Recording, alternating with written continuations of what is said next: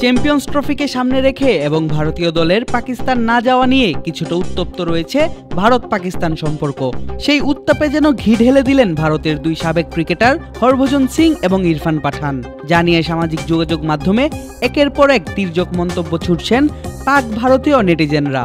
যদিও শুরুতে খোঁচাটা আসে পাকিস্তানের পক্ষ থেকেই। 2023 ওডিআই বিশ্বকাপে বাংলাদেশ বনাম পাকিস্তানের ম্যাচ তখন সবেমাত্র শেষ হয়েছে। 31 অক্টোবর ইডেন গার্ডেনে অনুষ্ঠিত হওয়া সেই ম্যাচ পাকিস্তান জিতে যায় 7 উইকেটের বড় ব্যবধানে, সেটিও আবার 105 বল হাতে রেখে। পাকিস্তান ভালো খেললেও অধিনায়ক বাবর আজম ছিলেন কিছুটা ব্যর্থই। সেদিন বাবর আউট হয়েছিলেন মেহেদী হাসান মিরাজের বলে, সেটিও মাত্র 16 বলে 9 রান করে।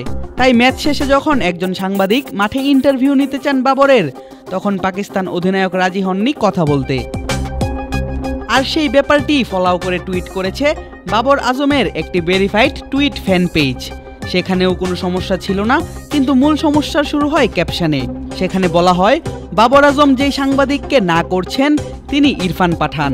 ক্যাপশনে লেখাটির বাংলা করলে দাঁড়ায় এমন: যখন ইরফান পাঠান বাবর আজমের কাছে ইন্টারভিউয়ের জন্য অনুরোধ করেন, কিন্তু বাবর আজম তা প্রত্যাখ্যান করে দেন। এক প্রকার তাচ্ছিল্যই প্রকাশ পাচ্ছিল সেই লেখায়, যদিও ভিডিওতে দেখানো সেই সাংবাদিক ইরফান পাঠান ছিলেন না।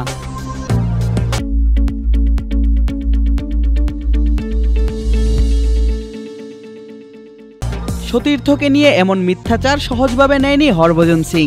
সেই ভিডিও শেয়ার করে হরভজন জিজ্ঞেস করেন, এই ভিডিওতে ইরফান পাঠান কোথায়? পাশাপাশি লিখেন, তোমাদের কথা বলার ভদ্রতা আগে থেকেই ছিল না, এখন কি তুমি চোখ দিয়েও দেখা বন্ধ করেছো? যাই হোক, তাকে প্রশ্ন ইংরেজিতে করা হলে ঝামেলায় পড়বে। এমন ক্যাপশন লিখে হরভজনও পাল্টা খোঁচা দেন পাকিস্তান অধিনায়ককে, আঙুল তুলেন তার ভাষাগত সীমাবদ্ধতার দিকে। যাকে প্রথমে খোঁচা দেয়া হয়েছিল পাকিস্তানের পক্ষ থেকে, সেই ইরফান পাঠান মুখ খুলেন হরভজনের টুইটের পর। লিখেন, মিথ্যা বলে হলেও তাদের জনপ্রিয়তা প্রয়োজন, এসবকে পাত্তা না দিতে বলেন ইরফান। সেলিব্রিটিদের শেয়ারের পর কমেন্ট সেকশনে দুই দেশের ভক্তরা লেগে পড়েছেন পাল্টাপাল্টি মন্তব্যে। যদিও এসব নতুন কিছু নয় ভারত এবং পাকিস্তান সমর্থকদের কাছে।